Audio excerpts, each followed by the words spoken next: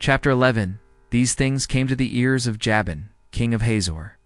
And he sent messengers to the following kings: to Jabub, king of Madon, to the kings of Shimron and Akshap, to the kings of the hill country to the north, to those in the Jordan valley, to the south of the Sea of Galilee, and to those in the plain and on the coast near Dor. He also sent messengers to the Canaanites on both sides of the Jordan River, to the Amorites, the Hittites, the Perizzites, the Jebusites in the hill country, and to the Hivites who lived at the foot of Mount Hermon in the land of Mizpah. They came with all their soldiers, an army as numerous as the grains of sand on the seashore. They also had many horses and war chariots. All these kings joined their soldiers together and camped near the waters of Merom to fight against the people of Israel. The Lord God said to Joshua, "Do not be afraid of them, for tomorrow at this same time I will hand them all over dead to Israel. You will cripple their horses and burn their chariots." So Joshua and all his soldiers attacked them by surprise near the waters of Merom, and the Lord God gave victory to the Israelites. They attacked the enemies and pursued them as far as Great Sidon and Misrephothmaim and to the valley of Mizpah to the east. They continued to fight until they had killed all the enemies. Joshua did as the Lord had commanded. He crippled their horses and burned their chariots. Then Joshua returned and took the city of Hazor and killed its king. At that time, Hazor was the most powerful of all those kingdoms. The Israelites killed all the inhabitants, and the city was burned. Joshua took all these cities and their kings. He killed them all, just as Moses, the servant of the Lord, had commanded. But the Israelites did not burn any of the cities built on ruins, except Hazor, which Joshua burned. The Israelites kept all the valuable objects and the cattle from those cities, but all the people were killed. No one was left alive. The Lord had given these orders to his servant Moses. Moses gave them to Joshua, and Joshua obeyed. He did everything the Lord had commanded Moses to do. Joshua took all that land, that is, the hill country of Judah, the entire southern region, all the land of Goshen, the plains of Judah, the Jordan Valley, and also the hill country, and the coastal plains of Israel. This region stretched from Mount Halak near Seir to Baalgad in the valley of Lebanon, at the foot of Mount Hermon. Joshua killed all the kings of those places in the wars he fought over a long period of time. None of those cities made peace agreements with Israel, except Gibeon, where some Hivites lived. The other cities were taken in war. The Lord God caused the inhabitants of those cities to insist on fighting against the people of Israel, so that they would be completely destroyed and killed without mercy. The Lord had commanded this to Moses. At that time Joshua went and destroyed the Anakite giants who lived in the mountains in Hebron, Bir and Ab, and in the entire hill country of Judah and of Israel. Joshua completely wiped them out and destroyed their cities. None of the Anakites were left in the land of Israel. Only a few continued to live in the cities of Gaza, Gath, and Ashdod. As the Lord had commanded Moses, Joshua took the land and gave it to the Israelites to be their possession. He divided the land and gave a part to each tribe. And so, the war came to an end. Chapter 12. The people of Israel had defeated the kings who lived east of the Jordan River and occupied their lands. These lands went from the valley of the Arnon, going up the Jordan Valley, to Mount Hermon. The kings whom the Israelites defeated are listed below.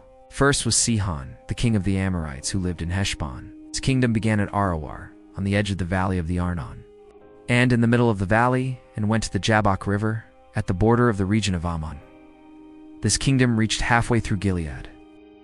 On the east side of the Jordan Valley, Sihon's kingdom started at the Sea of Galilee, toward Beth Jeshimoth, east of the Dead Sea, and went south, to the foot of Mount Pisgah. The Israelites also defeated Og, king of Bashan, who was one of the last Rephaim. He lived in Ashtaroth and Edrei. His kingdom included Mount Hermon, Salcah, and all the region of Bashan, up to the border with the Geshurites and the Maacathites, and also half of Gilead, up to the land of Sihon, king of Heshbon. Moses and the people of Israel defeated them. Moses, the servant of the Lord, gave the lands of these kings to the tribes of Reuben, Gad, and half of Manasseh on the east side. Joshua and the people of Israel defeated all the kings of the lands that lie west of the Jordan River, from Baalgad in the valley of Lebanon to Mount Halak, towards Seir. Joshua divided these lands among the tribes to belong to them forever. These lands included the hill country, the plain, the Jordan Valley, the mountain slopes, the desert, and the southern region. In that land lived the Hittites, the Amorites, the Canaanites, the Perizzites, the Hivites, and the Jebusites. The defeated kings were from the following cities: Jericho, Ai, near Bethel, Jerusalem, Hebron, Jarmuth, Lachish, Eglon, Gezer, Debir, Geder, Hormah, Arad, Libnah, Adullam, Makkedah, Bethel, Tappuah, Hepher, Aphek, Lasharon, Madon, Hazor, Shimron, Marin, Akshaph, Tanash, Megiddo, Kadesh, Jokneam, and Carmel. Dor on the coast, Goyim in Galilee, and Tirzah. In total, 31 kings. Chapter 13. When Joshua was already very old, the Lord said to him, "You are very old, and there is still much land to be conquered. The region of the Philistines and the Geshurites still remains. This land, which goes from the brook of Shihor at the border of Egypt to the border of Ekron in the north, belongs to the Canaanites. The rulers of the Philistines lived in the cities of Gaza, Ashdod, Ashkelon, Gath, Nikron. The land of the Avim in the south is still to be conquered, as well as the land of the Canaanites and Mira, which belong to the Sidonians, up to Aphek, at the border with the Amorites, also the land of the Jebusites, and to the east, all Lebanon, from Balgad at the foot of Mount Hermon to the entrance of Hamath. Finally, all the Sidonians who live in the hill country between the Lebanon mountains and Misrephoth-Maim are still to be conquered. I will drive them out as the people of Israel advance. Divide the land now, so the people of Israel may possess it, as I promised before. Therefore, divide this land among the other 9 tribes, and the half-tribe of Manasseh to the west. This land shall belong to these tribes. The tribes of Reuben and Gad and the other half of the tribe of Manasseh had received their lands, which lie east of the Jordan River.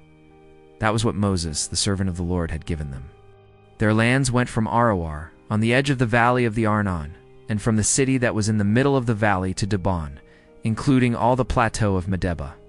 Included in their lands were all the cities ruled by Sihon, the king of the Amorites, who reigned in Heshbon, and extended to the border with the Ammonites.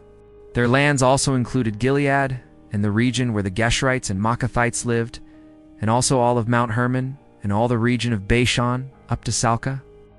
Finally, they included the kingdom of Og. Og, who was the last of the Rephaim, reigned in Ashtaroth and in Edrei. Moses had defeated and expelled these people. But the Geshurites and the Maacathites were not expelled. They still live among the people of Israel. However, Moses had not given land to the tribe of Levi. The inheritance of the Levites was the offerings brought to God, the Lord, as food as he had commanded Moses. Moses had given a portion of the land to the families of the tribe of Reuben to be their inheritance. These lands went from Aroer, on the edge of the valley of the Arnon, and from the city in the middle of the valley to Medeba and all the plateau around it. They included Heshbon and all the cities of the plateau, that is Dibon, Bamoth-baal, Beth-baal, Meon, Jahaz, Kedemoth, Mephath, Kiriathim, Sibmah, and Zareth-Shahar on the hill of the valley, also Beth-peor, the slopes of Mount Pisgah, Beth-Jeshemoth, all the other cities of the plateau, and all the cities of Sihon, king of the Amorites, who reigned in Heshbon. Moses had defeated the kingdom of Sihon and the princes of Midian, Evi, Rekamzer, Hur, and Reba. All of these lived in that land and ruled under Sihon. Among those who were killed by the people of Israel was Balaam, diviner, son of Beor. To the west, the border of the tribe of Reuben was the Jordan River. These were the cities and villages given to the families of the tribe of Reuben as their inheritance. Moses had also given a portion of the land to the families of the tribe of Gad as their inheritance. Their lands included Jazer, all the cities of Gilead, and half the land of the Ammonites, up to Aroah, which is east of Rabbah. They went from Heshbon to Ramoth, Mizpeh, and Betnam, and from Mahanaim to the border of Lodbar. In the Jordan Valley, they included the cities of Beth-haram, Beth-nimrah, Sukkot, and Zaphon, also the rest of the kingdom of Sihon, king of Heshbon. To the west, the border of the lands of Gad was the Jordan River, up to the Sea of Galilee in the north. Moses had divided the land that lay east of the city of Jericho and the Jordan River, but he did not give any portion of the land. to the tribe of Levi as their inheritance. Moses told the members of that tribe that the Lord, the God of Israel, was their inheritance.